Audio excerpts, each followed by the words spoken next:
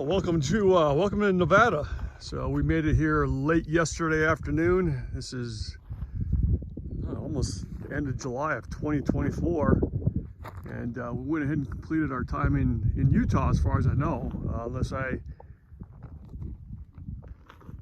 kind of figure out something else to do there that's going to pull my interest back to that state. It's a fantastic state. I've been there several times, and but I really did a lot of off the beaten track stuff in southern Utah this time, and had fun. Great state, fantastic state. Now on to a state I'm not that familiar with, other than being in Las Vegas a couple of times.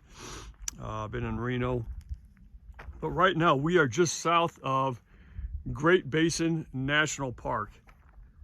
This is right inside the eastern border of Nevada, not too far from Ely, Nevada, right off of Highway 50. I am right now just doing a scan of the area that's in the southern part of Great Basin National Park. And this is it's a little known park, but this is actually pretty cool. They got all kinds of stuff going on here. They got a desert environment, which is kind of where I'm at right now. It's where I stayed last night.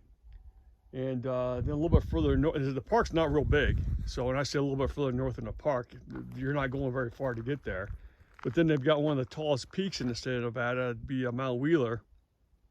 It's a little over 13,000 feet.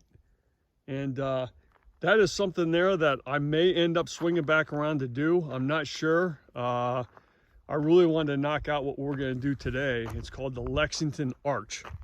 And this is at the very bottom, the very southern part of the national park.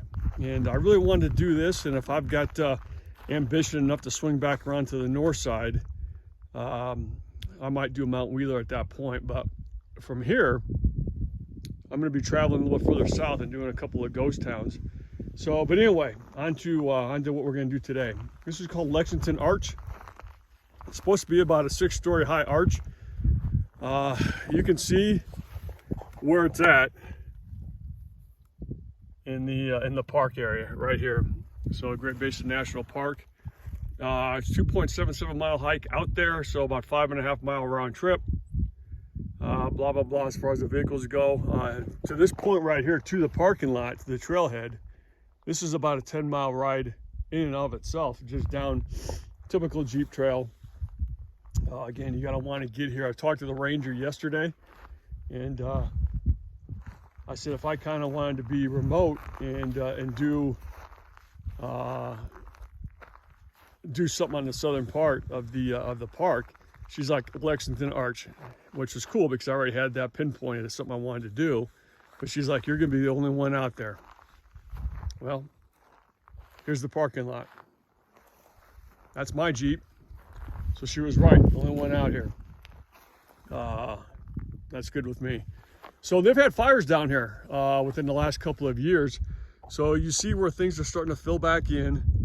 But yeah, this place, I guess, was just decimated by fires a couple of years ago.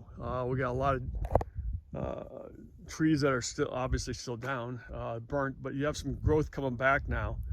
As it says here, there is flash floods down here. It shouldn't be a surprise to anybody. But we are looking at about 5.5 miles total round trip. You can see kind of some of the stats on this. The elevation gain is about, we'll call about 13.5. So as is the case, so the trailhead's at 7,039 feet.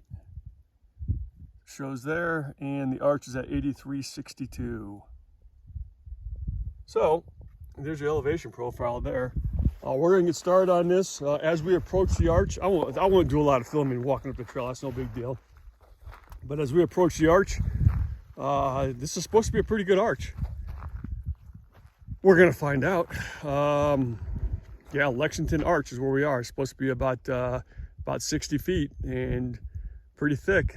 So we'll see. Again, once I get that thing in sight, I'll fire the camera back on and we'll get going. But this is the trail that leads to the arch. So I'm gonna get started and I'll meet up with you guys again here in a little bit.